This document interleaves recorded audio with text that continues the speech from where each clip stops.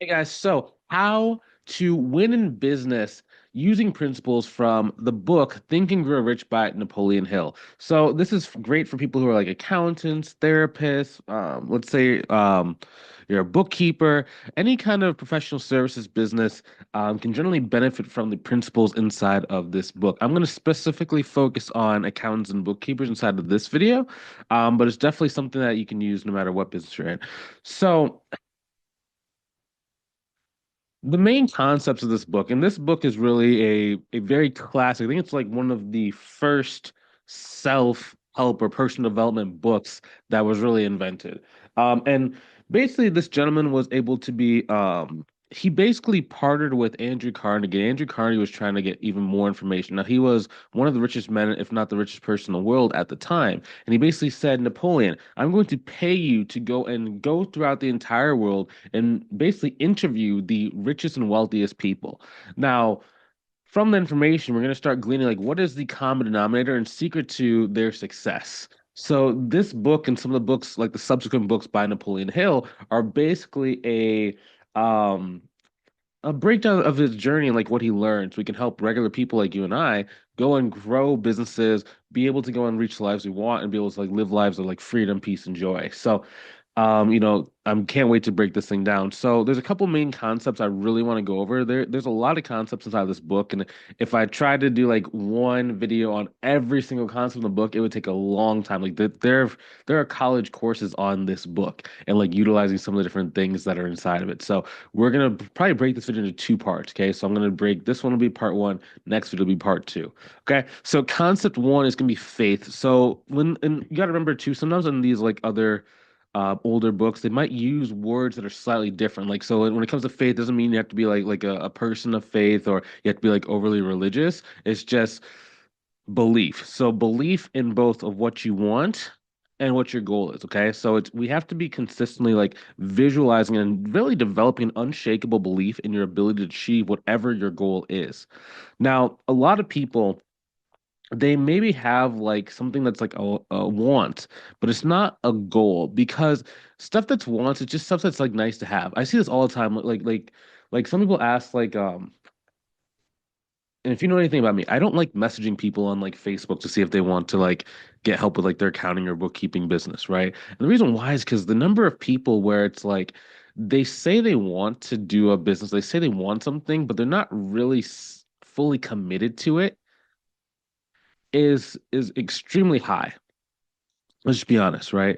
So the difference between a goal and a want is commitment, commitment and time-based thinking. So if it's like, oh, someday I'd like to, grow a business or someday I'd like to do this, that's not a goal.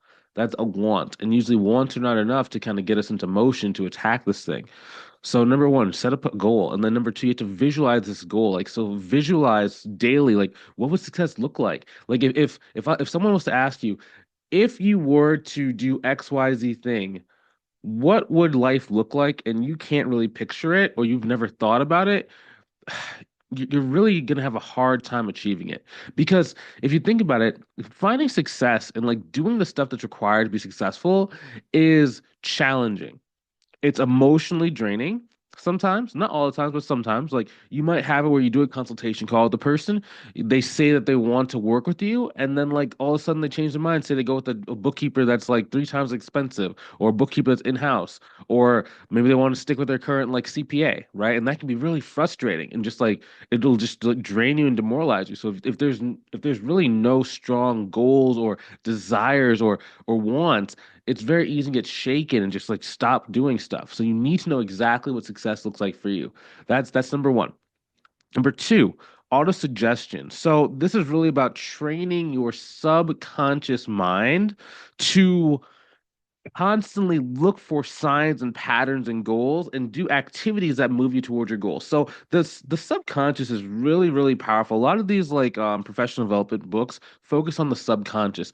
And the reason why is because success is oftentimes a combination of all the little steps and habits that we basically either live, do, or act upon every single day. Now, some people have underlying habits that cause them not to be successful. And it's almost like the death by like 1,000 cuts, right? So let's say like on day one, you want to get started on your business, but um, I need to let's take it outside of the business because I want to just talk about like the business focus. Let's say that I want to learn how to shoot a bow and arrow. Okay. And on the day one when I'm practicing, use with bow and arrow, you're trying to get a very consistent feel for the bow every single time, right? And let's say that on day one, my left hand is moving all over the place. That's one cut. Number two, let's say if sometimes I hold the bow for 5 seconds before I shoot, or if I hold it for 1 second before I shoot, or hold it 10 seconds before I shoot. This variation is another cut, right? That's going to cause you not to be able to hit the mark. What's the third one? Let's say that you don't put your hand, like this hand is the one that pulls the arrow. Let's say you put it on different parts of your face all the time, right? That's another area that can cause variance inside of your ability to shoot. Next thing, do you square your shoulders when you're shooting or do you turn sideways when you're shooting? Those two variations can add another spot where a variance from the goal. Next thing, are you putting your feet close together? Are your feet square? Are your feet staggered? Do you have your right foot forward, your left foot forward? That's another area of variation.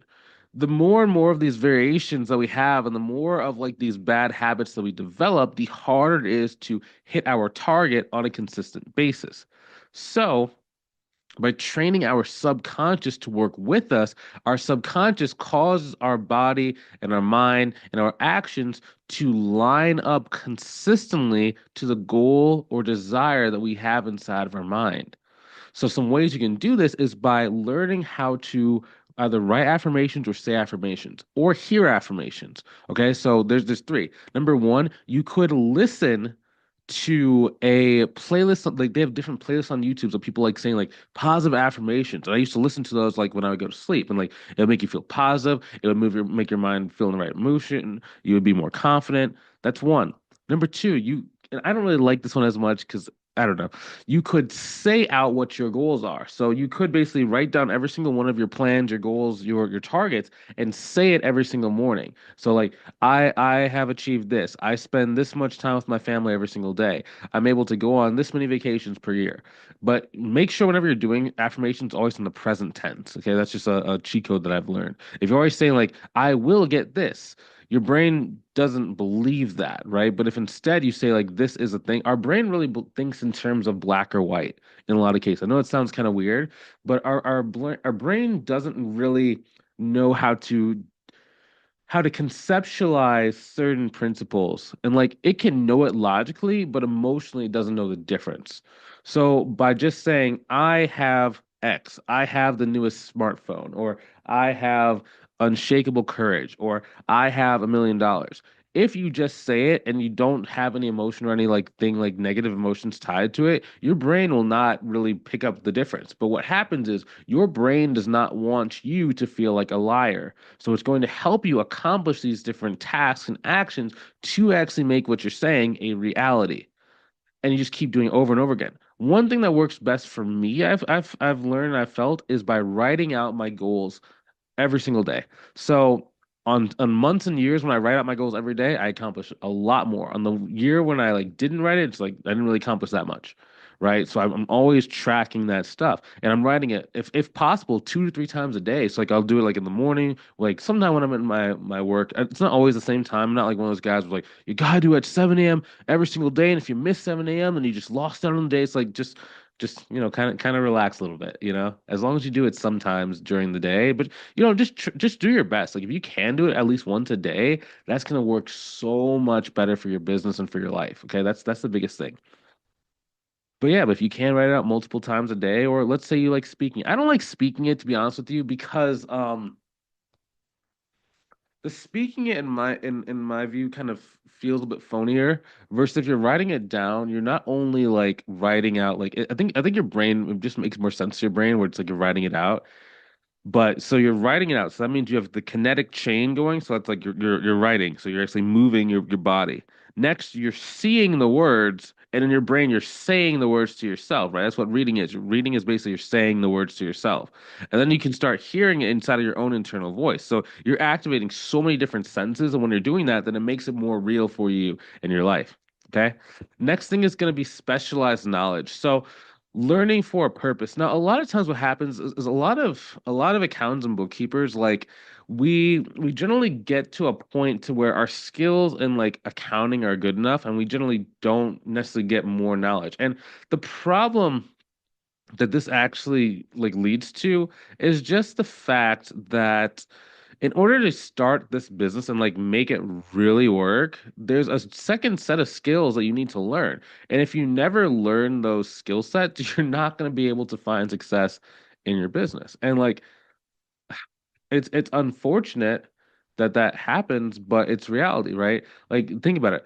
Just because you know accounting and bookkeeping, if you ever gone after a client, they say like, "How are you different than XYZ person up the street?" What that shows is that they feel that your skill set is currently commoditized, and you do not have the other subsequent skills that you need in order to separate yourself.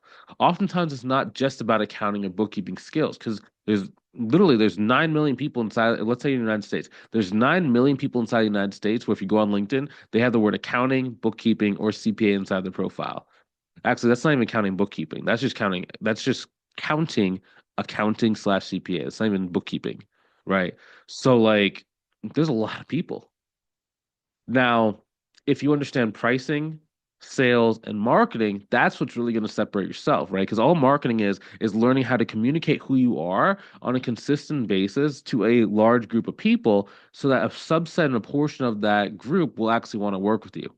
And then all sales is communicating how you're different. You should never have someone say like, "Oh, you're the exact same as this person." If that happened, that meant either you didn't differentiate yourself in the sales call, or maybe the person just didn't understand your differentiation. Either way, if you're good at, sales and consultations, then you're going to be able to pull that back and fix that, right? So that's the main thing. So I would always try and surround yourself with like experts or mentors to help fill those knowledge gaps. Now, for me, in my first year of starting my accounting firm, I spent it was like 35,000, like $600 and some change. I remember that number very specifically because that was more money than what I thought I would ever spend on like stuff. Because like I was one of those people who's like, if you can do it yourself, you might as well do it. And like, I didn't even know how bad my skills were until I started seeing other people that were way better than me doing the same things I thought I knew how to do. It was actually mind-boggling how like bad I was. I was so bad, but I thought I was so good. I think most people kind of think that they're good at sales and like marketing when they start something just because they don't know what they don't know, right? You don't know how bad you are until like you actually can see it. Some people do. Like some people are very like accurate in like their self-assessment. I tend to fall more on the overconfident range.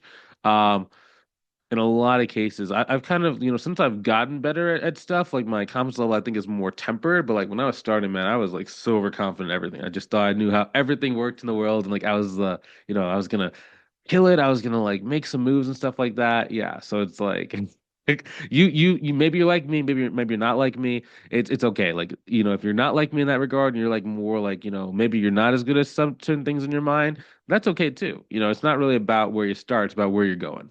Right. Next thing. So start using imagination. So this is kind of similar to the visualization. One thing you're gonna start noticing as a common theme. I have a bad taste of mouth. I had some rotisserie chicken a couple minutes ago. One thing that you're going to start noticing is that 90% of success is going to be like mental, right? So it's your ability to do like mental math. It's your ability to take rejection and keep moving. It's your ability to get frustrated at something and then come back the next day. It's your ability to compartmentalize. So let's say, for example, you have an argument with like your spouse. Can you put those feelings aside and do your job or run your business? If you can, you're going to be successful.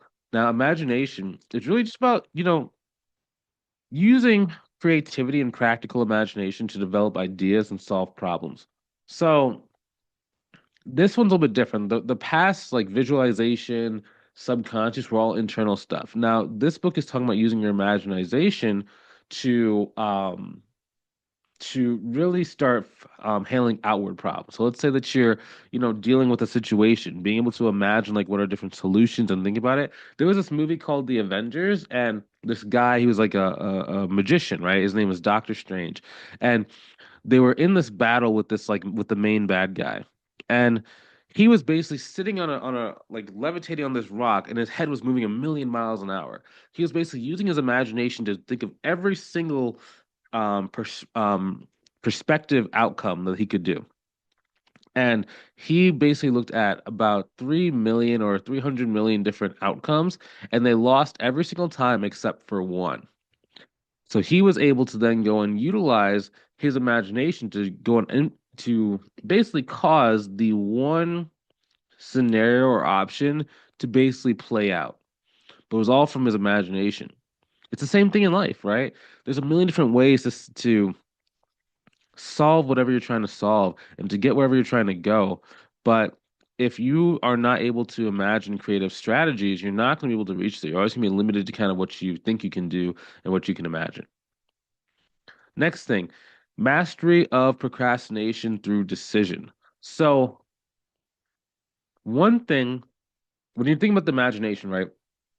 The one problem is like most people use their imagination to think of all the negative stuff, and that causes them to procrastinate, right? Because let's say if you have five different paths you can go down, and in your mind, four out of five of those paths are very scary, and you don't know which out of the five paths is the right path, it causes us to procrastinate.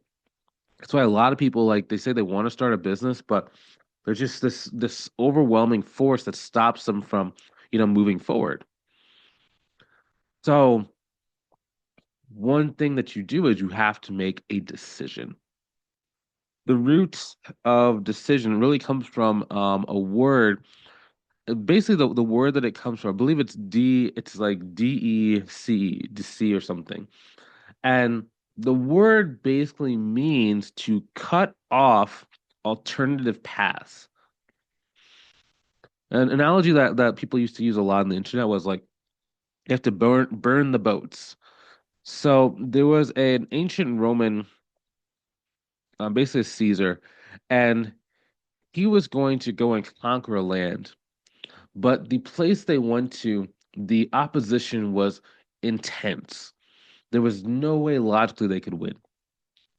So a lot of them started saying, okay, so rather than going forward and attacking, let's get back on the boat, let's retreat, and let's like not face these guys because we're gonna die. Basically, the Caesar, what he did was say, oh, we're not doing that. We only win. He burned all the boats to go back. So the only way to go was forward. If you guys are gonna go make it back to your family, if you guys are gonna go make it back to Rome, the only way to do it is go take over their land and walk back. And they won because they had no other choice. So if you had the five paths, right, it's a lot. It's going to cause you to procrastinate. So you have to decide, cut off the other paths. And yes, you might go down the wrong path for a minute, but life is long. It's not a final decision, right? It's just one decision, all the decisions you're going to be making. So move down a path decisively. I'd rather know I went down the wrong path as quickly as possible than wait for, 30 years, finally decide a path, kind of, you know, walk super slow, tiptoe around it, and then after 10 years of tiptoeing, I find out it was the wrong thing to do. Now you wasted 50 years. We only have one life. You gotta go and move decisively towards what you want. Successful people generally act very decisively. That's one thing I've noticed. And like I spent probably about 170K on like different like mentors, coaches, mastermind programs to be around people that have I think the largest I've ever been around is a guy. At the time, he was doing 40 million a year in his business. Last year, he did about $84 million in his business. But just being around these guys and just seeing like how fast they think, how fast they will act, if they have like the if they have basically an understanding and like a language pattern or a thought process pattern and it matches that pattern of like what's success or like what's danger, they generally attack very fast. And I think I might make another video that basically talks about like basically, yeah, it'll talk about like give me one second, let me write this down. Procrastination Build a video. I'll build a video around like how to make decisions in your business so that you can like, grow really quickly.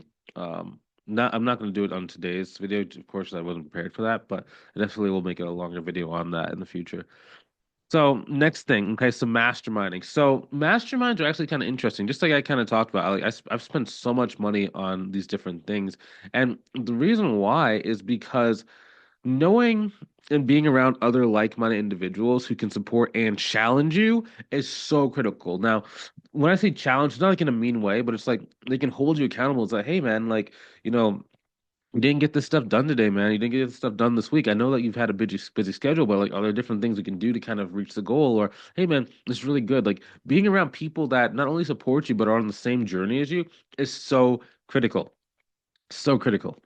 Um, that's one thing that I'm so glad that I paid a lot of money for like courses and stuff was because like I was always had at least one or two people where every morning I would like sit with them and I would basically just like do my action items, my action activities. And it just makes things so simple and so easy, right? And so when I say masterminds, like the best masterminds tend to be paid groups, not just like a free like group on like Facebook. And it's not that a free group on Facebook or just a free group in general is bad. It's just oftentimes when things are free, you have too many people that are kind of in that stage of like the wants, not the goals. And they're not necessarily moving in the same direction at the same speed that you are. Now, the key word is moving, motion, motion. It's not just about wanting something, it's about you have to be around people that are moving, right? Because motion motion leads to more motion. So when oftentimes what happens is like especially like in our mentorship programs, people will see other students moving and attacking, and that causes them to be like, if this person could do it, and they're no different than me, like literally a couple weeks ago, like they just started too, and now they're growing. Why can't I grow? Versus if you're like a Facebook group and everyone's like, oh, I want to start my business. Like, maybe I'll start it one day, or I'm nervous to start. I don't know if I can start. Like that doesn't happen when you're in like a paid group because generally in a paid group, like you have like a fire under your butt. That's one thing that I used to do for like motivation. Anytime that I would feel myself like getting unmotivated or like a lull in my motivation, or whatever, I would literally just buy another course. And literally, I would spend like, let's say, like 6 grand on a course. Then I'd literally get that 6 grand back like in 2 weeks because like I just attacked so hard, and it was just like ridiculous, right? But it's like, it just really gets things. And like having collective wisdom of like a mastermind group just multiplies your chance of success. And that's really all it is to it, man. So this has been part one of Think and Grow Rich by Napoleon Hill. Hopefully, you learned something new. If you have any questions, leave it inside of the comments. I'd love to kind of answer some questions you have, and we can like make this series interactive. I think what I'm gonna start doing is just gonna start making videos more like this, where we break down like a different book of success.